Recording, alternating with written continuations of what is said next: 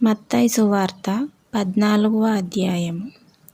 ఆ సమయమందు చతుర్థాధిపతియైన హేరోదు యేసును గూర్చిన సమాచారము విని, ఇతడు బాప్తిస్మమిచ్చు యోహాను, అతడు మృతులలో నుండి లేచియున్నాడు, అందువలననే అద్భుతములు అతని యందు క్రియారూపకములగుచున్నవని తన సేవకులతో చెప్పెను.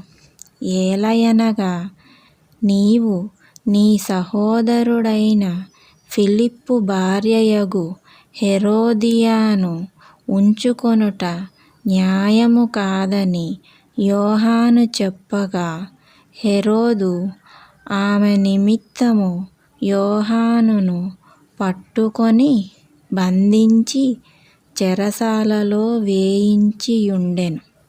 అతడు ఇతని చంపగోరెను గాని జనసమూహము ఇతనిని ప్రవక్తయని ఎంచినందున వారికి భయపడెను. అయితే హెరోదు జన్మదినము వచ్చినప్పుడు హెరోదియ కుమార్తె వారి మధ్య నాట్యమాడి హెరోదును సంతోషపరిచెను గనుక ఆమె ఏమి అడిగినను ఇచ్చెదనని అతడు ప్రమాణపూర్వకముగా వాగ్దానము చేసెను. అప్పుడామె తన తల్లిచేత ప్రేరేపింపబడినదై బాప్తిస్మమిచ్చు యోహాను తలను ఇక్కడ పళ్ళెములో పెట్టి నాకిప్పించుమని అడిగెను. రాజు దుఃఖపడినను తాను చేసిన ప్రమాణము నిమిత్తమును తనతో కూడా భోజనమునకు కూర్చున్న వారి నిమిత్తమును ఈయనాజ్ఞాపించి బంట్రోతును పంపి చెరసాలలో యోహాను తల గొట్టించెను. వాడతని తల పళ్ళెములో పెట్టి తెచ్చి ఆ చిన్నదానికిచ్చెను. ఆమె తన తల్లి యొద్దకు దాని తీసుకొని వచ్చెను. అంతటా యోహాను శిష్యులు వచ్చి శవమును ఎత్తుకొని పోయి పాతిపెట్టి యేసు నొద్దకు వచ్చి తెలియజేసిరి. యేసు ఆ సంగతి విని దోణి ఎక్కి అక్కడి నుండి అరణ్య ప్రదేశమునకు ఏకాంతముగా వెళ్ళెను. జనసమూహములు ఆ సంగతి విని పట్టణముల నుండి కాలినడకను ఆయన వెంట వెళ్ళిరి. ఆయన వచ్చి ఆ గొప్ప జనసమూహమును చూచి వారి మీద కనికరపడి వారిలో రోగులైన వారిని స్వస్థపరిచెను. సాయంకాలమైనప్పుడు శిష్యులాయన యొద్దకు వచ్చి, ఇది అరణ్య ప్రదేశము, ఇప్పటికే ప్రొద్దుపోయెను. ఈ జనులు గ్రామములోనికి వెళ్ళి భోజన పదార్థములు కొనుక్కొనుటకై వారిని పంపివేయుమని చెప్పిరి. యేసు, వారు వెళ్ళనక్కరలేదు, మీరే వారికి భోజనము పెట్టుడని వారితో చెప్పగా, వారు, ఇక్కడ మన యొద్ద 5 రొట్టెలును 2 చేపలును తప్ప మరేమియూ లేదని ఆయనతో చెప్పిరి. అందుకాయన, వాటిని నా యొద్దకు తెండని చెప్పి పచ్చిక మీద కూర్చుండుడని జనులకాజ్ఞాపించి ఆ 5 రొట్టెలను 2 చేపలను పట్టుకొని ఆకాశము వైపు కన్నులెత్తి ఆశీర్వదించి ఆ రొట్టెలు విరిచి శిష్యులకిచ్చెను.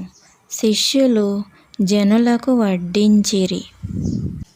వారందరూ తిని తృప్తి పొందిన తరువాత మిగిలిన ముక్కలు 12 గంపల నిండా ఎత్తిరి.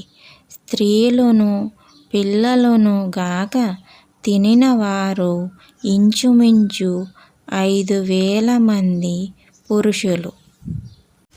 వెంటనే ఆ జన సమూహములను తాను పంపివేయునంతలో తన శిష్యులు దోణి ఎక్కి తనకంటే ముందుగా అద్దరికి వెళ్ళవలెనని ఆయన వారిని బలవంతము చేసెను. ఆయన ఆ జన సమూహములను పంపివేసి ప్రార్థన చేయుటకు ఏకాంతముగా కొండ ఎక్కిపోయి సాయంకాలమైనప్పుడు ఒంటరిగా ఉండెను. అప్పటికా దోణి దరికి దూరముగా నుండగా గాలి ఎదురైనందున అలల వలన కొట్టబడుచుండెను.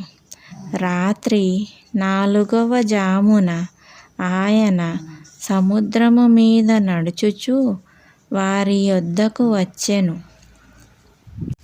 ఆయన సముద్రము మీద నడుచుట శిష్యులు చూచి తొందరపడి భూతమని చెప్పుకొని భయము చేత కేకలు వేసిరి. వెంటనే యేసు ధైర్యము తెచ్చుకొనుడి, నేనే, భయపడకుడని వారితో చెప్పగా, పేతురు, ప్రభువా, నీవే అయితే నీళ్ల మీద నడిచి నీ యొద్దకు వచ్చుటకు నాకు సెలవిమ్మని ఆయనతో అనెను. ఆయన రమ్మనగానే పేతురు దోణి దిగి యేసు నొద్దకు వెళ్ళుటకు నీళ్ల మీద నడిచెను గాని గాలిని చూచి భయపడి మునిగిపోసాగెను. ప్రభువా, నన్ను రక్షించుమని కేకలు వేసెను.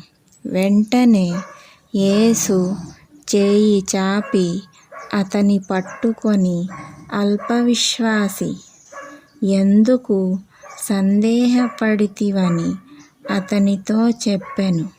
వారు దోణి ఎక్కినప్పుడు గాలి అణిగెను. అంతటా దోణిలో నున్నవారు వచ్చి, నీవు నిజముగా దేవుని కుమారుడవని చెప్పి ఆయనకు మ్రొక్కిరి. వారద్దరికి వెళ్ళి గెన్నేసరేతు దేశమునకు వచ్చిరి.